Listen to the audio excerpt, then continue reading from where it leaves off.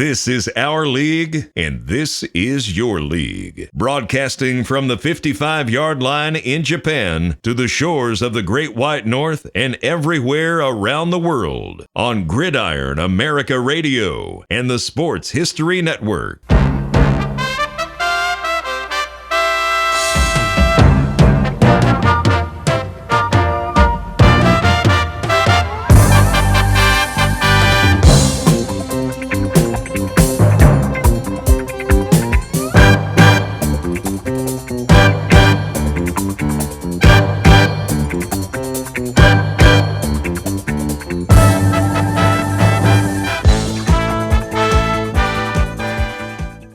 Everybody, welcome to From the 55-Yard Line with Dave and Greg. We are sitting here. We're actually in the middle of a in the middle of a live stream, which it's just Dave and I right now because we're on YouTube.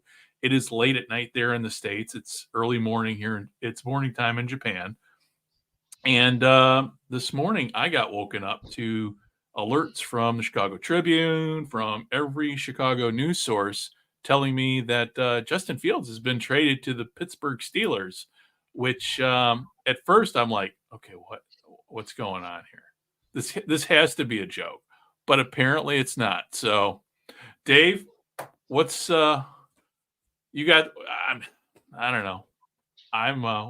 What was your reaction when you saw the news hit a couple hours ago? The Pittsburgh Steelers are paying less than $7 million for two starting quarterbacks next year. Yes. That is incredible. I don't know how they did it, but they got a sweet deal. They were able to buy at a deep discount, which I think, this is going to sound weird, I think puts them in good position. Having Russell Wilson's not a bad quarterback. Justin Fields isn't a bad quarterback, but I don't know.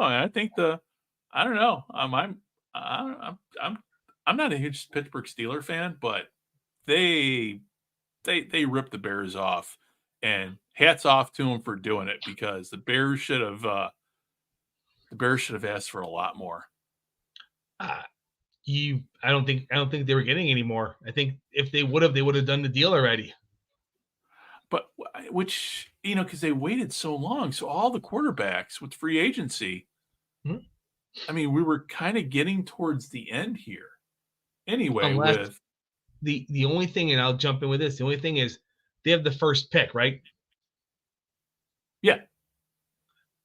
Do they have a deal with someone else to get a quarterback for that? Or are they just going to go with Michael? I guess the question that runs through my mind is this one of a couple plays that they have going now?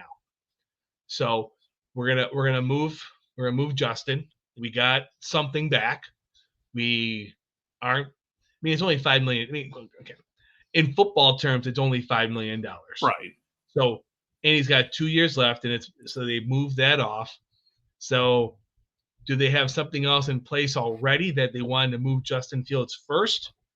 Because it almost makes it, if you do that and you have something else, it could hurt you because now you're desperate. Now you need this.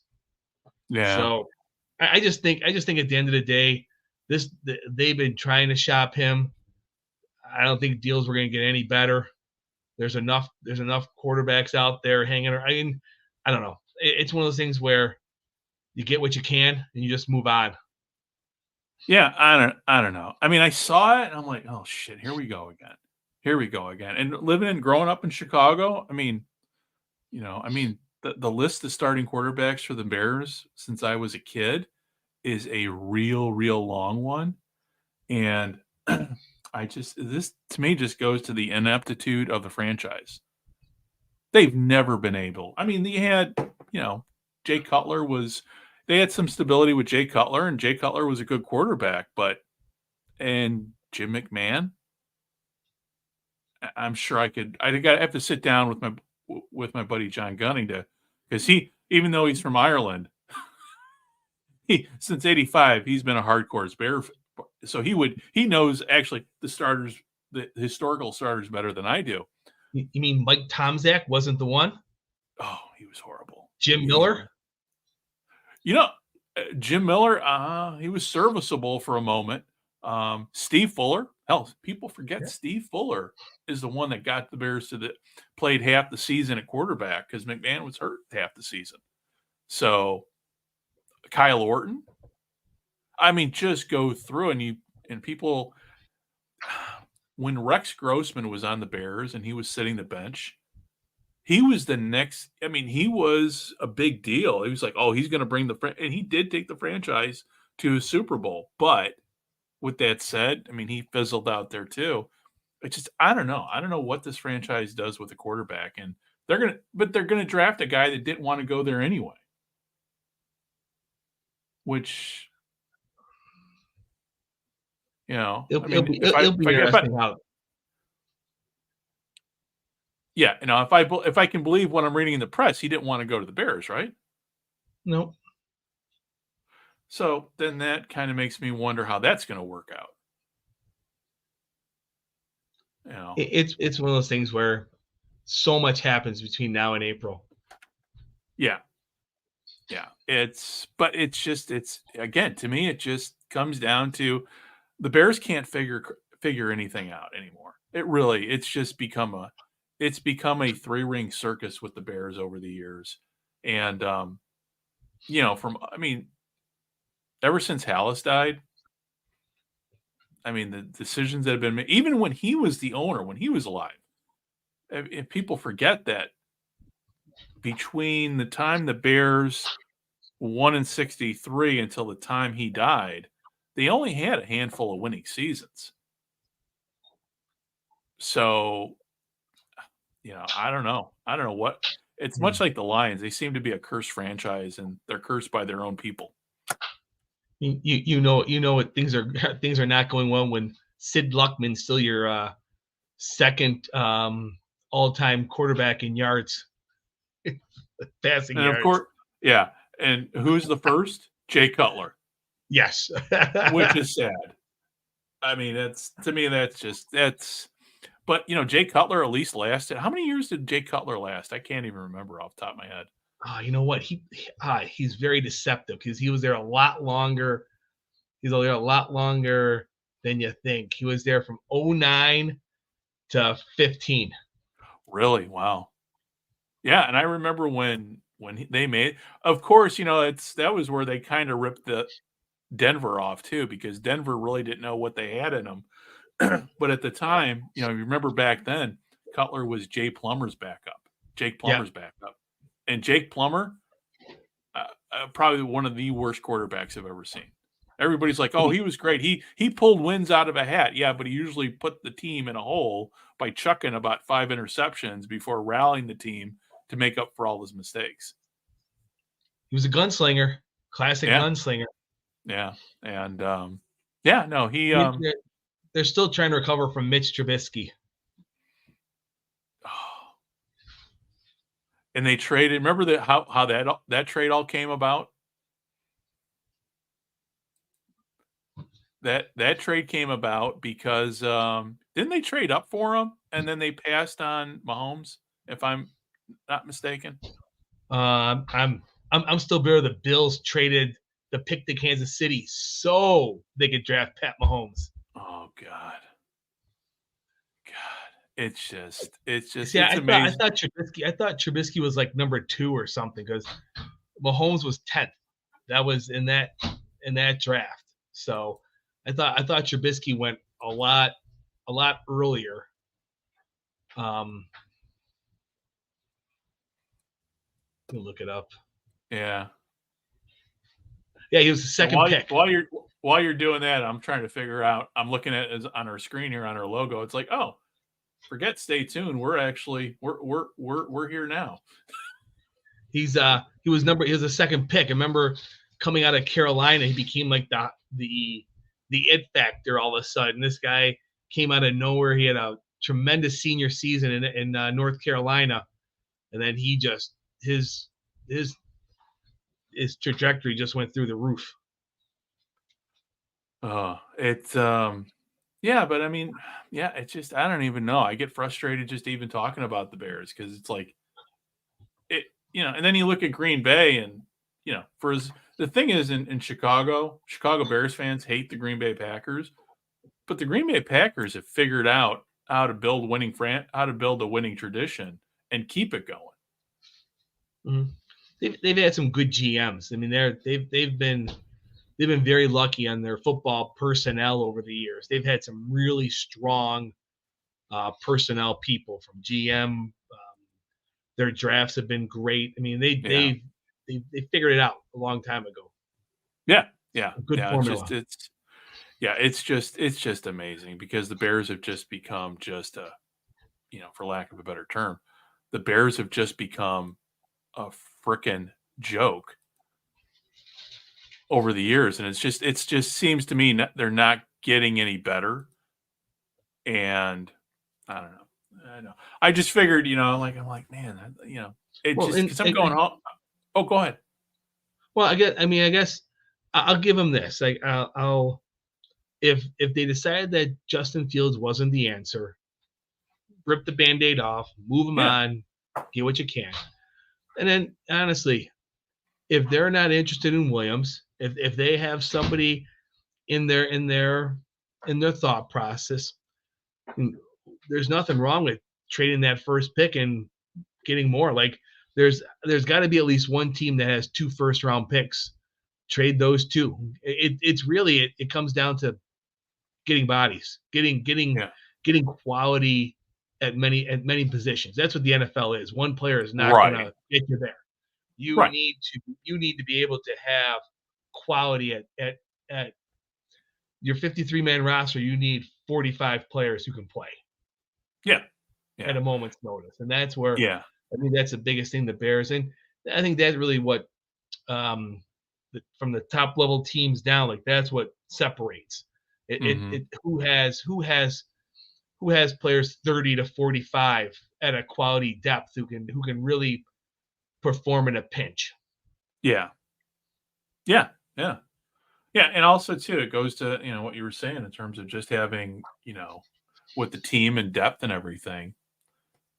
And who knows, they could draft Williams. He could be ready to go by, week 1 and be out. I don't know, third play of the season, third play of the first game of the season. And now like what happened with the Jets, with Rodgers going down, you just never know. But I don't know. The Bears are just they are very frustrating, and they're just as frustrating as my Cardinals. And again, I like both teams because they're both Chicago teams. But this is I'm curious to the reaction the next few days, especially tomorrow. Tomorrow being Monday. Even though, wait a minute, it's Saturday night there, right? Yes. Yeah. I'm being in Japan. It's like I'm in and literally I have to set my watch to 2 different, time zones, 15 hours apart. But, come Monday, once people in the media in Chicago start sitting down and talking about this, it's not so much the trade, it's what they didn't get for them. They got, this was a steal.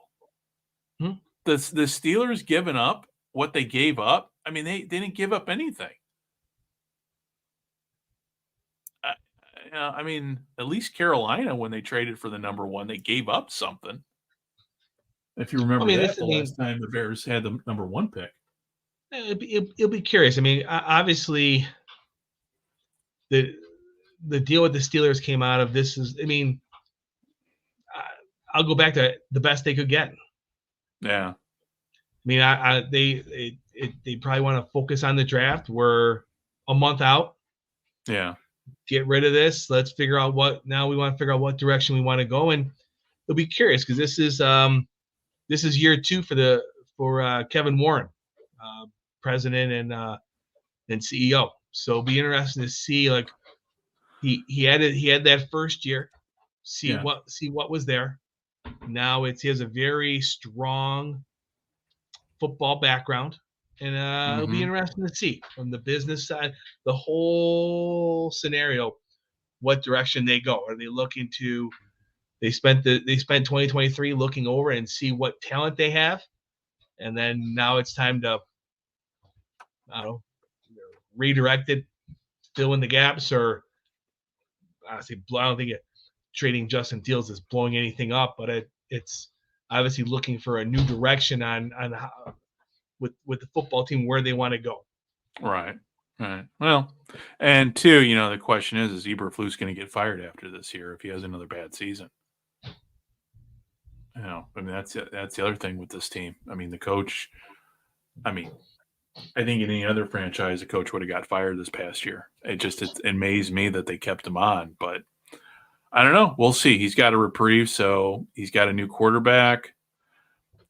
If they don't get to 8-8 or what? Well, they don't do 500, and you can't be 500 in the NFL anymore unless you have a tie thrown in there. But they have I don't know. They've got to win a lot more than what they won this past year to make anybody in Chicago feel happy or comfortable with the direction. And too, the other thing too, I think that kind of factors is if the Packers and the Lions do exceedingly great this coming year, nobody really cares about the Vikings in Chicago. But if the Lions, well, particularly if the Packers do great with Jordan Love, but because I think a lot of people in Chicago kind of root for Detroit just because they've never won anything. I mean, there's never been any bad feelings between Lions fans and Bears, at least for me growing up. I mean, maybe in the 60s there was, because 60s and 50s, because both those teams, back in the old days of the NFL, when when it was, tough football, tough defenses, your Alex might have been different, I think the Bears are gonna. I don't know. I'm just frustrated. That's really it. I mean, I don't. Other than reading about, is it Eberflus, right? Eberflus. Wow. Yeah. Outside of reading, it seems like he, on the defensive side, really did a really good job with that. It seemed like the offense was a struggling point. So if they can get a quarterback they feel comfortable with, get that solid ground game going, and give whoever that quarterback is a chance to learn the system and play the style they want to play. I mean, 7-10, I could see 9-8 out of them. Yeah, well, yeah. I mean, it'll be once the first camps open, especially once what the draft is. How many weeks away is the draft? We got about a month to go before. A month? Yeah, month, 5 weeks. I think it's the second or third week of April. I don't remember. Yeah. But I mean, they went from 3-14 to 7-10 with every week. People wanted to cut Justin Fields. So yeah. Well, in Chicago, man, people are never happy when it comes to the Bears and their performance. I mean, the most popular quarterback in Chicago has always been the guy on the bench, with exceptions like Mike Glennon and Mike Tomczak. There's a whole list of them. They're like, nah, we don't want the backup either. We know the backup's gonna suck. And there's just a whole list of names. If you threw a name out at me, and I did, chances are I might know it, but then again, chances are I might not remember. I'd be like, oh yeah, he had a cup of coffee with the team, and so yeah, no. And then on top of all that, now I don't know if you're following along with what's going on with the stadium issues in Chicago. Have you been following any of that talk? Oh, yeah. All right. So they bought a piece of property out in Arlington Heights by the old racetrack, which is a nice piece of property. A really nice piece of property. It is perfect for what the Bears need. The problem is they're running into issues with Arlington Heights or, with governments, with school. Because the land that they bought is the old Arlington racetrack. And there's so much room there. I mean, it's like, if you're going to pick a place to put a stadium, there's really no better place. But apparently that now is off the table. And now the Bears are talking about building a stadium right next to Soldier Field. And what they're going to do with the old Soldier Field is basically tear it down, but keep all the historical colonnades and everything, the shell of it. But we'll see. I don't see that one happening. Either. and you have the White Sox looking for a new stadium too. Yeah, literally, So they're like I got to look at the map, but we're talking like 8 blocks away. We're not Yeah. talking that far. Yeah, And that's another nice piece of property because I got when they were talking about the White Sox. I'm like, man, where is that? Oh, I know it because it's right across from the Target down in the South Loop. And in my when I was working, I used to go down that area all the time. I'm like, oh yeah, I forgot about that area. Yeah, it's perfect it's a perfect area. It's an area that needs redevelopment anyway because I think it would be perfect, but the problem is the city of Chicago and the NFL. Both teams are looking for a handout, and I don't know if they're going to get it I don't know if they're going to get it. I'd be curious to see how this is going to play out in city when it comes to the mayor and city hall. When it comes to the city council.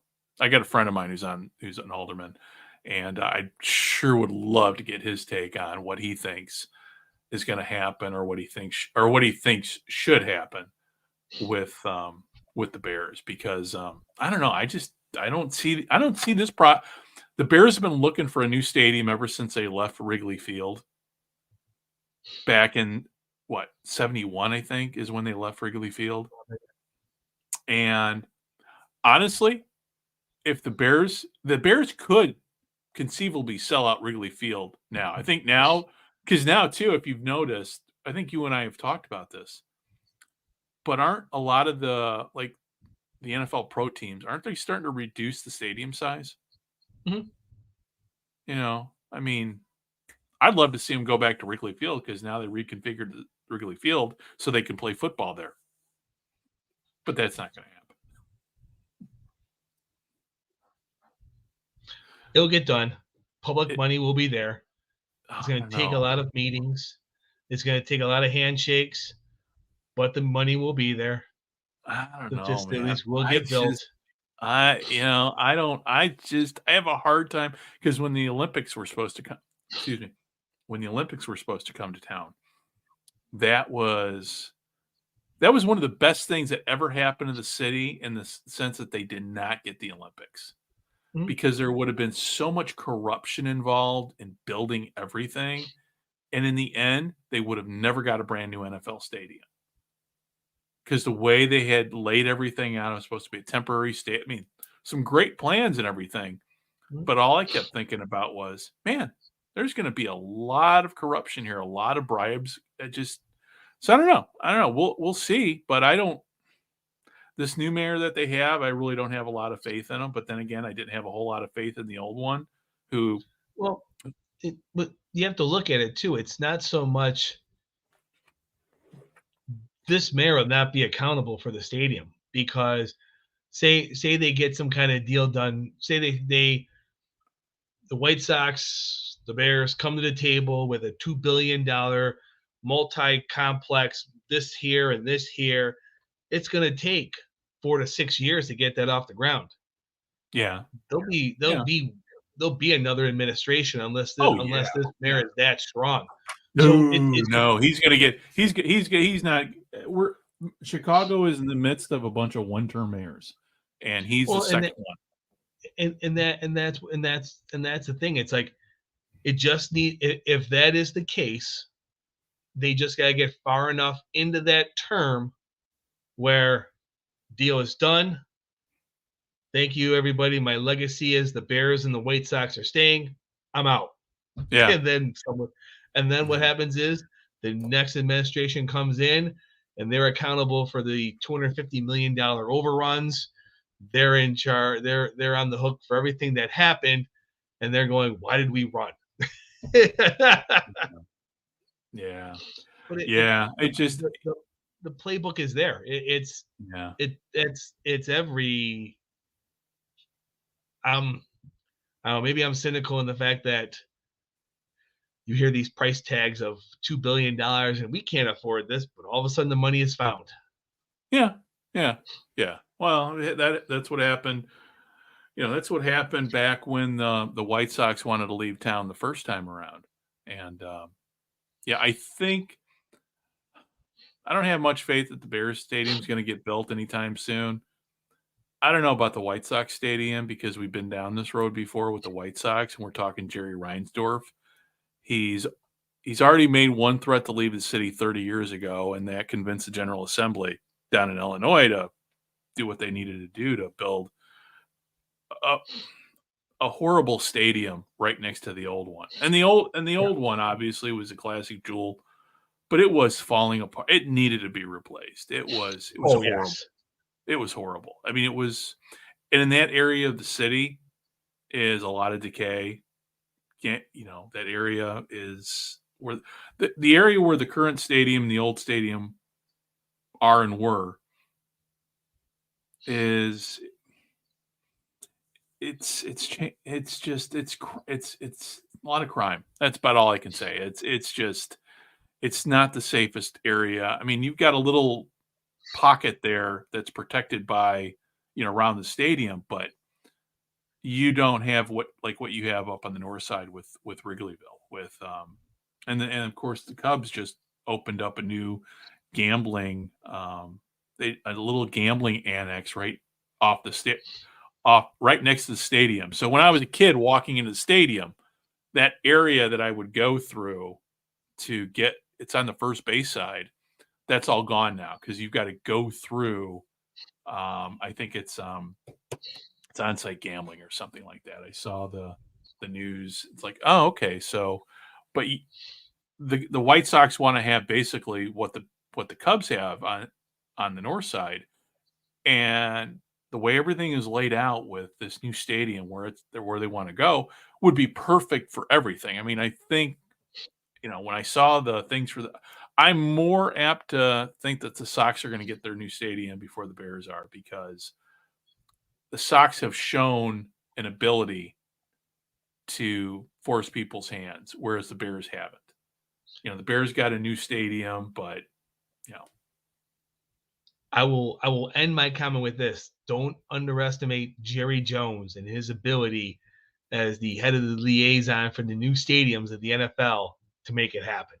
Well, that's true. That's a good point. I mean, he's a horrible owner when it comes to his own team because the Cowboys have. Yeah, but when it comes to that, I agree.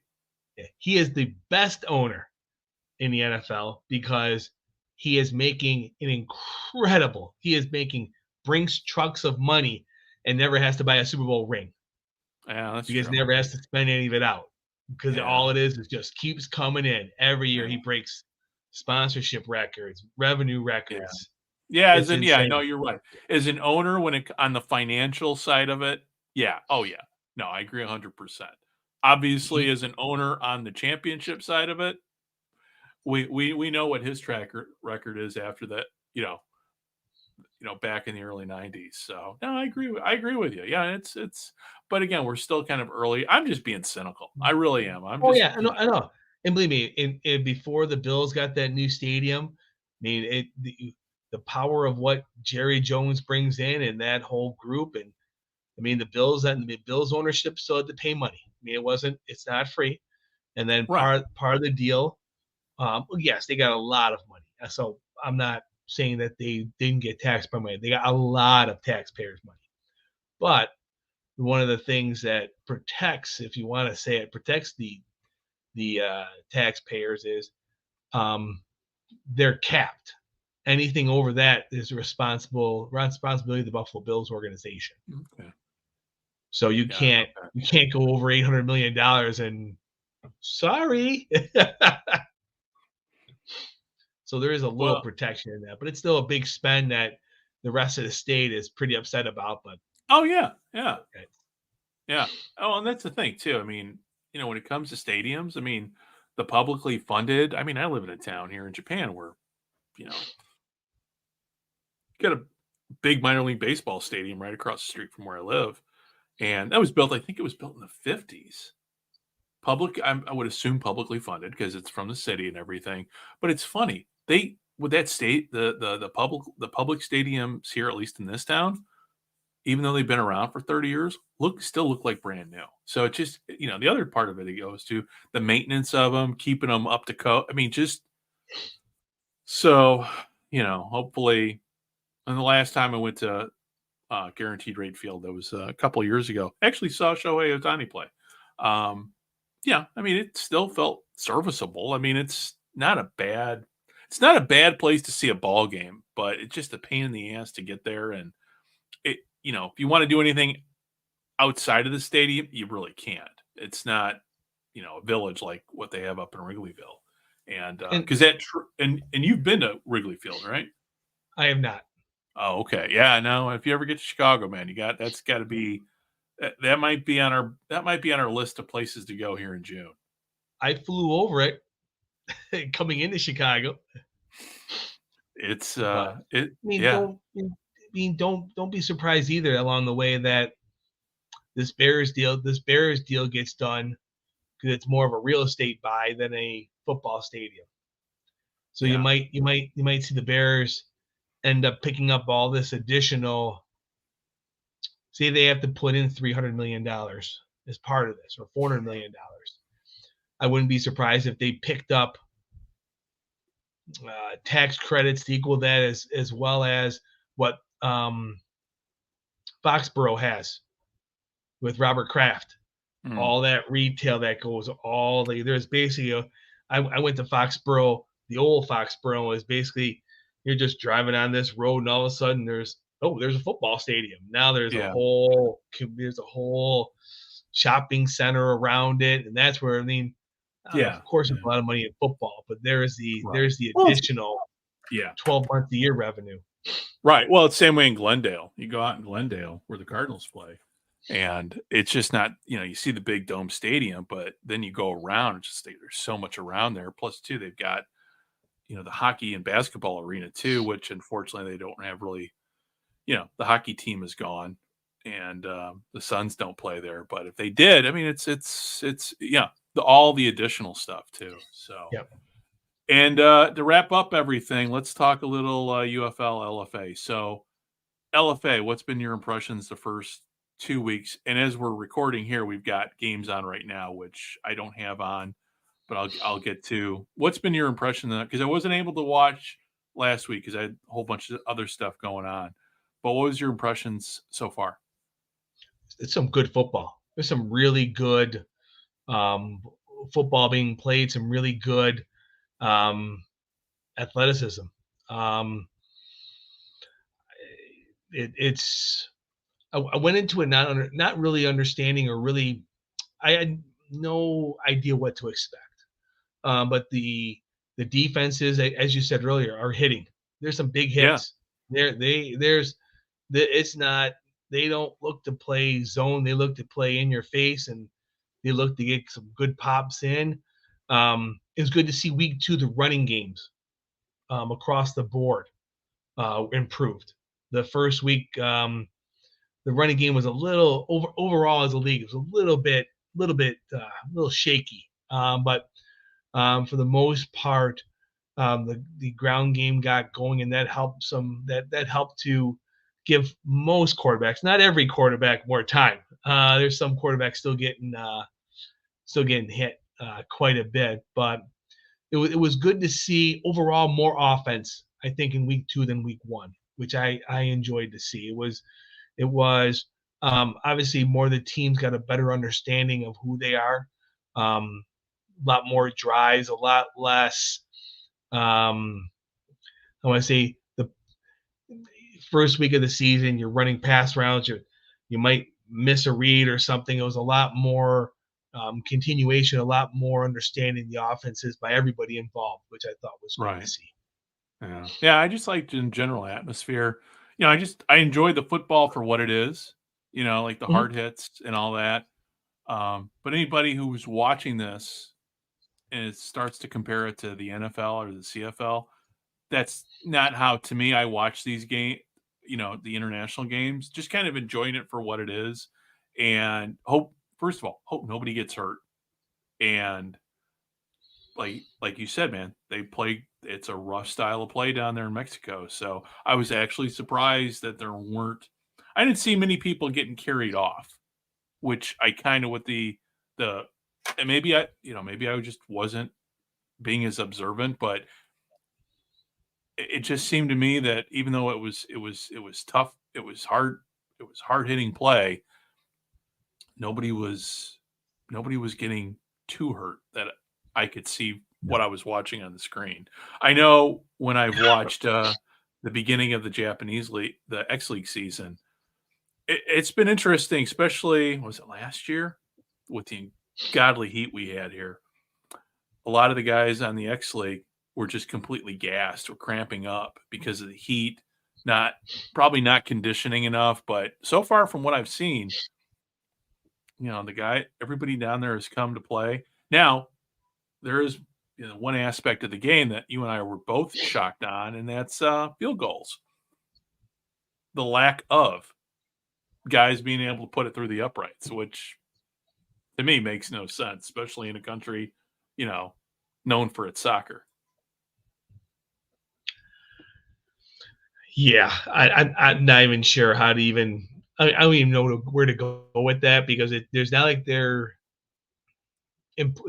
no American imports kicking, so it's Right. all homegrown, man. It's all homegrown. But if we look at, I think as we go into it, if we get to week 3, week 4, I think there's some players who are certainly head and shoulders above others, and I think that as the season progresses, there's some good talent down there, and I think it's just some of these players just didn't get the opportunity, either in the CFL or the NFL or in Europe, because there's players that played. I mean, there's guys starting right now in the LFA who were in NFL training camps, on signed CFL contracts, played in the EFL or ELF, but the X League. So there's quality players. There's quality players in this league, and they're, for the most part, a lot of them are making some really good plays. There's some really nice plays out there. Yeah. And, now we're talking about just spring football in general, because we've got the UFL starting here, 2 weeks now? And then we've got the EFL. I'm sorry, the ELF is starting up. I've got the website up now here too. And let's see. The teams. Trying to think, when does the ELF season start? That's coming. Let's see here. A month away. Yeah, we got a lot of football coming up, and unfortunately, here's the thing with the ELF. So you got 2 months. And then it's 2. You got, besides the ELF in Europe, you've got the German Football League. Yes, they're coming. Yeah, I mean, there's so many football leagues in Europe, though. Yeah, week 1, May 25th. The thing that I'm frustrated with the ELF is because of my time zone. Because I'm 9 hours ahead of Europe, and I'd have to do the math here, but you've got games that start at, let's see. Most games are in the afternoon, aren't they? Yeah, no. Well, maybe. I'm taking a look here. Let's see, May 25th, 2200. So that's 10 p.m. But it says Central European time, or 1 o'clock. I don't know. I got to look. But anyway, the bottom line is, because of the time difference, I don't know if I'm going to be able to watch these games live. I can watch the LFA live here, obviously, with the time difference, but I got to watch same way with the UF. It's a challenge. It's a really challenge here to watch games. But then again, if I lived in the States watching the Japanese X League, I'd have to watch everything on a replay. So I kind of, I can't have everything the way I want it, is what I'm trying to say when it comes to my sports. But talking about what we have coming up in the spring. So we've got the LFA's playing, got the UFL starting. We got a lot of football coming up in the next few months. It's just football season seems to never end right now, which is okay. I'm not complaining. It's just, and the indoor leagues kicked off last night and tonight. Yeah, that's right. Yeah.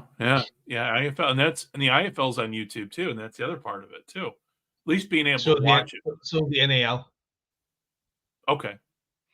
and then the AFL's on NFL Network. Okay. So with that said, let's talk about the AFL. Do you think it's going to last through the season? Yes. Okay. All right. Now, do you want me to define what last is? Because I've had this discussion. Yeah, go ahead. It's minor league sports. Is everyone going to make it? I don't know. Okay. That's all. That's the majority of lower level minor league sports. Right. So they have 16 teams. Will all 16 make it? There's a chance it won't. Okay. But I don't. My gut tells me the NFL wouldn't do this deal if they didn't think there was money behind it to get through it. Okay. Well, and that's kind of where I'm like, when I saw, because there have been rumors that they were going to be on the NFL Network, but then when I actually saw it, I'm like, okay, I'm kind of surprised because, the NFL's, but then again, the NFL had the AAF on the NFL Network when it started, and it just fizzled out by week 7. So we just don't know at this point. Mm-hmm. Yeah, we just don't know. Because I thought the NFL, when the AAF came about and they were on, I mean, there were some great crowds. The production values were excellent in terms of the video presentation. So I'm thinking, the NFL's got a buy-in, so there's money behind this. And as we quickly found out, there was no money behind it. It was all, basically the AAF turned into one giant Ponzi scheme. Well, they had football people, not business people. Yeah. So no, I'm just curious because it's like that's what they had. And we know the UFL will make it through the season. There's plenty of money behind that, and obviously the the LFA too. It's been interesting going back to the LFA. Been interesting watching the YouTube presentations with their sponsorships, and it's really put together well. At least the package now with the video, especially week 1. The video production, at least when it comes to game time, leaves a lot of things to be desired because it's I think they're still trying to figure it out. And also too, I don't know how much money they're putting into the production values, but I know at least what they're putting out with the highlights with YouTube and everything after the game is great. And they do have digital publications but you and I were talking offline a couple days ago, and you sent me, finally the LFA put up their stats, is putting stats up, because when that first week, I'm like, okay, where are the box scores? But now we've got box scores going up on the website, right? Yep. Yeah. And, are they showing? The nice thing is they have comparisons too. You can look at it week by week too, because they have cumulative and then week by week too. So if you want to see who played week 1, who played week 2, what their stats are, that's pretty cool. Yeah. And I got to spend time drilling down on that with the statistics before we talk for the next podcast. So hopefully, like you said, we'll start our Gridiron Mexico podcast here in the coming weeks. It's been, and for anybody that's listening or watching, you got the language, obviously, because neither one of us speak Spanish. And it's just, for me, it's time zone difference and trying to line everything right up with everything else I have going. And, this is a labor of love. So it's not like, this is not, for Dave and I, this is not our full-time job. This is a labor of love. So hopefully we're going to get to the Gridiron, have the official launch of Gridiron Mexico. But if not, we're going to just incorporate it in with from the 55 Yardline podcast as we kind of go along. And again, the deeper we get, we're trying to stay on a weekly schedule. So just trying to catch as catch can, I guess. So with all that said, man, any last words before we sign off? We got to at least touch upon the CFL, right? That's true. We do. So what's going on in the world of CFL? So the Edmonton Elks, private ownership. Oh yeah, I never forgot about that. I don't know. I mean, I don't know. It sounds like it's a, I don't know, it sounds like it's a pretty interesting deal. I think, I mean, I look at it as private ownership has a better chance putting more money into it than the community owned, I guess. Is the way Right. to look at it. Right. Well, I mean, but then with the community-owned team, there's more stability in terms of the franchise, not just folding up and dying. Right? Is there an Yes, but argument to be made there? oh yes, definitely. But I guess I look at it as I'm assuming the Elks are losing money if they're considering this. I would think that they're losing money currently, Yeah. and the province Yeah. doesn't want to. Right. And the province doesn't want to keep covering that. Right. Yeah. Yeah. Yeah. Yeah. I mean, you just, all you got to do is watch an Elks game and just see all the empty seats. That tells you all you need to know about where the team is at. And because I was looking at the numbers when that article came out about, they were saying, well, there's still money in the bank, but then you're like looking at the losses. They need to turn this around before they run out of money in the bank because it's not looking good. And maybe with, because you got the new owner in Montreal, you got the new owner in BC. We haven't heard anything about MLSE pulling out of Toronto. So hopefully they're in for the long haul. So, yeah. So Edmonton obviously would be the next one. But, I mean, Edmonton's a huge sports town. It's a big city. So, hopefully if they get a private owner, it's going to work out. It's going to turn itself around like it did in BC. The recent track history with new owners and CFL teams seems like it's going well. So they can get that resurgence they had in BC. I think that'd be great. Yeah. Yeah. I mean, and we know people, I mean, they're football fans in Edmonton. They used to fill up that stadium to near capacity many, many years ago. So, but it goes to like with the CFL, we've talked about this, excuse me. They've got to market themselves to the younger crowd. Mm-hmm. And therein lies the challenge. So hopefully, because you ask anybody in Canada, oh, I'm an NFL fan. What about CFL? There's, I don't know what it is about it. And that, I did my own little non-scientific study about CFL fandom when I was in Ottawa about a year and a half ago. And it was eye-opening. It's like, oh no, I'm an NFL fan. Oh yeah, CFL, So yeah, they can turn if they can turn the ship around anywhere, I think it would be Edmonton, because I think you've got plus two. Remember the name change that turned a lot of people off. I don't know if that was just on social media, but I would think they've got a lot of fans that they turned off that they could easily bring back. And I don't know how they do that.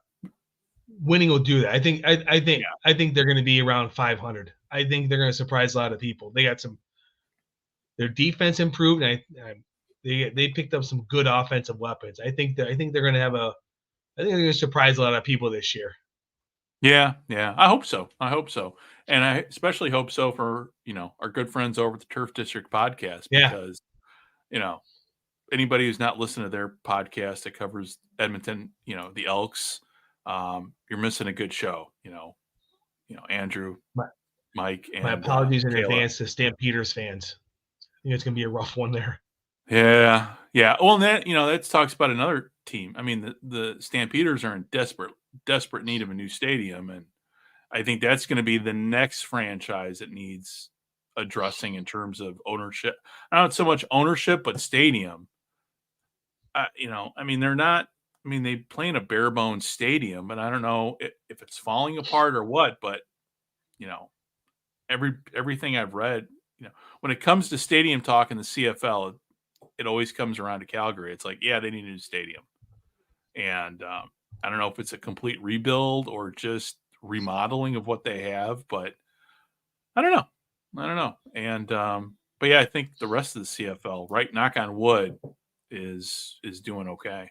I haven't heard anything about anybody having a hard time paying bills. And two, we've got also too with the CFL, we're coming up soon here in the next year or two on a new TV contract, right? That's going to be interesting to see how that plays out. And this will be year 2 with the streaming service that I thought did a top-notch job this past year. Yeah, they really did a good job. The only thing that people complained about, at least on the international end, was there was no video on demand for guys like me and the guys that used to do the Tokyo CFL podcast, because we're halfway around the world, and it's hard sometimes getting up at 3 or 4 a.m. to watch our teams play. Yeah, but I mean, the Genius deal came together late. So I think everything I saw from them I thought was fantastic. So I think it's just there's a lot of people had a lot of questions about that when I was done. Like, who is this? What are they going to do with this? How is this going to work? So I think at the end of the day, the getting 3 times the amount of money from CBS Sportsnet and then putting the games up for free if you didn't have that for the other rest of the games, right? I thought it was, at the end of the day, I thought it was it for all the criticism they got for that deal, I thought it worked out great. Yeah, too. And people forget that even though you're airing it for free, at least for the CFL, you're getting exposure on the internet, and that's what a lot of these leagues desperately need. I mean, that's why you have games on YouTube with the LFA, and even with the indoor leagues. And I'm kind of curious why the Elf doesn't do that, because they keep hitting me up for money. Hey, you're going to pay for your service? I'm like, okay, well, the ELF was hitting me, sending me notices about buying tickets for the, this year's championship game. I'm like, I got that. Okay, it's a little too soon for you to be hitting me up for money, or even, so I don't know. When it comes to finances in these leagues, I don't know what they are with the LFA, but it's just sometimes you get a feel. It's like, oh, I don't know if your finances are really good right now. I'm curious if it's free in Europe, and then like because you're international, I'm international, we'd have to pay for it. I wonder if it's free across Europe. I don't know. I got to take a look. I've got it up now. I'll have to do some digging and find out. I mean, I'd love to watch the games, but I'm not gonna. I pay enough for TV as it is, so I'm like, I don't know if I can do one more. Plus two, it's like everything else, man. There's expenses involved with everything. Even if you like me, like with my internet, I actually get a deal on my internet here. It's relatively cheap, but you got people and everybody that I've, we're making these plans for our trip back to the States. And all I hear from everybody is, oh my God, things are so expensive since you left. Like, okay, that's not a good feel. So people are struggling. So it's just, if you gotta. It's the pandemic price raise that now that there's no supply chain issues, we're not going to bring it back down. Right. And that's what it is. Yeah, well, prices are going to come down. No, they're not. That's just the way. That's just economics, man. Prices go up; they usually stay up.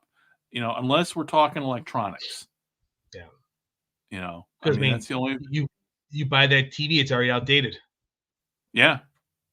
Well, I mean, it kind of goes too. I mean, when it comes to technology, things get obsolete so fast. Even like what we're talking on right now. Yeah. I've got an old machine that runs Windows 10. I really don't want to upgrade to Windows 11. I really don't. But, at some point I'm going to have to. But it's. And then my last CFL tidbit, and then I'm done. Yep. You see Jack Cohn got signed by Saskatchewan, the former Notre Dame quarterback? Just today. Yeah. Okay. So he got signed today. So and interesting to see where he fits in as a backup American quarterback. Yeah. Well, it's going to be, you don't typically see that for a limited American roster spot to sign a backup quarterback. No. Mm-mm. No.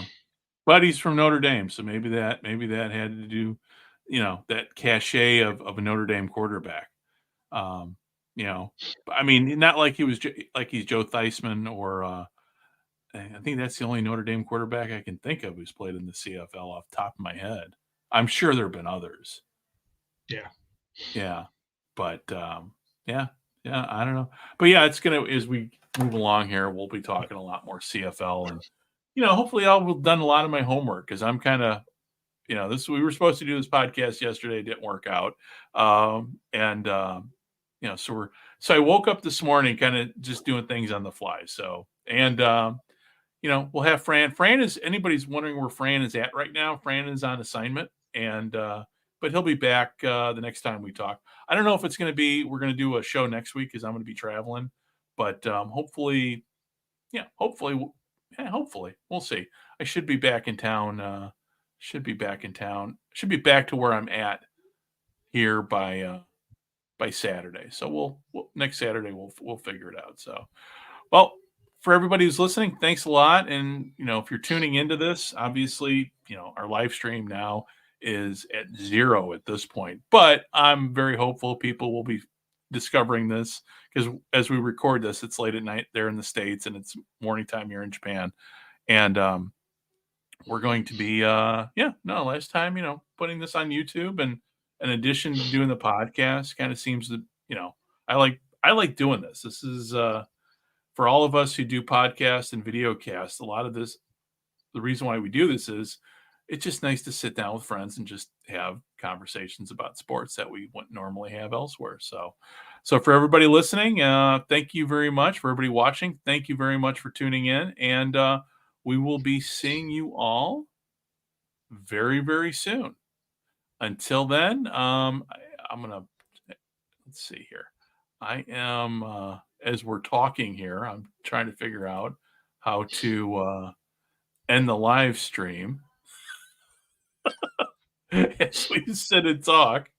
Hey, here. Oh, yep, there it is. So, no, Dave, you and I will stay on here at after the live stream ends. So, but for everybody listening and watching, thank you very much. And we'll be seeing y'all and talking to y'all very, very soon. Bye-bye. This is George Connor of the Chicago Bears. Bear down, Chicago Bears.